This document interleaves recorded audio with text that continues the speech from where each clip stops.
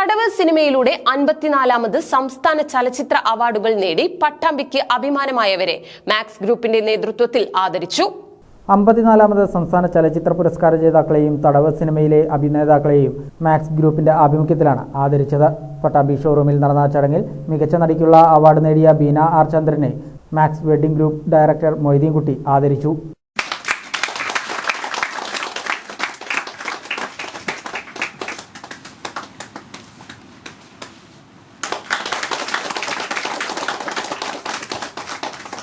മികച്ച നവാഗത സംവിധായകനുള്ള അവാർഡ് നേടിയ ഫാസിൽ റസാഖ് സംവിധാനം ചെയ്ത തടവ് എന്ന സിനിമയിൽ അഭിനയിച്ച സുബ്രഹ്മണ്യനെ ജീവനക്കാരുടെ പ്രതിനിധിയായ KC ചന്ദ്രലേഖ ആദരിച്ചു.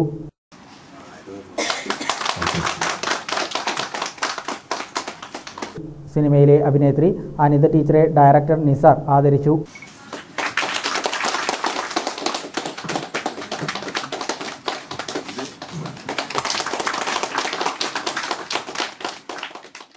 മാനേജ്മെന്റ് പ്രതിനിധികളായ മൊയ്തീൻകുട്ടി, ഷൗക്കത്ത് അലി, അബൂബക്കർ, നിസാർ, ഖലീൽ, കരിമുത്തു തുടങ്ങി സാമൂഹ്യ സാംസ്കാരിക വ്യാപാര രംഗത്തെ പ്രമുഖരും ചടങ്ങിൽ പങ്കെടുത്തു.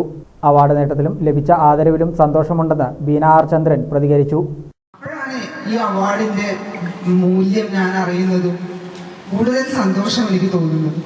ഈ അവാർഡ് പ്രഖ്യാപിച്ച നിമിഷത്തിലൊന്നും എനിക്ക് ഇത്രത്തോളം ഒരു സന്തോഷം കിട്ടിയിട്ടില്ല എന്നാണ് ഞാൻ ഇങ്ങനെ മനസ്സിൽ ആലോചിച്ച് നോക്കുമ്പോൾ തോന്നുന്നത്. ഇത് തലേ ദിവസങ്ങളിലൊക്കെ ഒരാഴ്ചയായിട്ട് അവാർഡ് പ്രഖ്യാപിക്കുന്നതിന്റെ ഒരാഴ്ച സോഷ്യൽ മീഡിയയിൽ മുഴുവൻ ഉർവശി പാർവതി തമ്മിലുള്ള മത്സരമാണ് നടക്കുന്നത്. നമ്മളൊന്നും ചിത്രത്തിലേ ഇല്ല. അതുകൊണ്ട് തന്നെ അതൊന്നും ആഗ്രഹിച്ചിട്ടുമില്ല. അവര് എത്രയോ മുഖ്യധാര നായികമാരാണ്. ഇതൊന്നും നമ്മളൊന്നും അവിടേക്കൊന്നും എത്താൻ ആയിട്ടില്ല, അങ്ങനെയൊക്കെയുള്ള ഒരു ധാരണയായിരുന്നു. പക്ഷെ കുറെ ആളുകൾ IFFK വെച്ച് കണ്ട് കുറെ ഫെസ്റ്റിവലുകളിൽ ഇത് പ്രദർശിപ്പിച്ച സമയത്ത് കണ്ട ആളുകൾ എല്ലാവരും ഒരുപാട് പ്രതീക്ഷിച്ചിരുന്നു. അപ്പൊ ഞങ്ങൾ ഇവരൊക്കെ എപ്പോഴും പറയും, അനിത ടീച്ചറും സുബ്രനും പറയും. പക്ഷെ നമ്മളും എന്നാലും അതിന്റെ ഒരു രീതി ഉണ്ടല്ലോ. സിനിമാ മേഖലയിൽ തെളിഞ്ഞു നിൽക്കുന്ന സ്റ്റാർസിനാണ് ഇത് സാധാരണ സംഭവിക്കാറ്.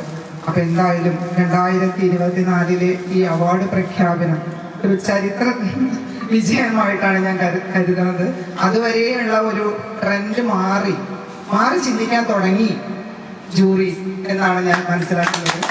എനിക്ക് ഏറ്റവും സന്തോഷം തോന്നിയത് എന്താ വെച്ചാൽ, ബീന ആർ ചന്ദ്രൻ മികച്ച നടി എന്നാണ് പ്രഖ്യാപിക്കുന്നതെങ്കിൽ ഞാൻ ഒരിക്കലും ഇത്ര സന്തോഷിക്കുമായിരുന്നില്ല.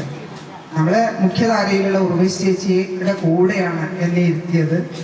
എന്നെ തഴഞ്ഞില്ല.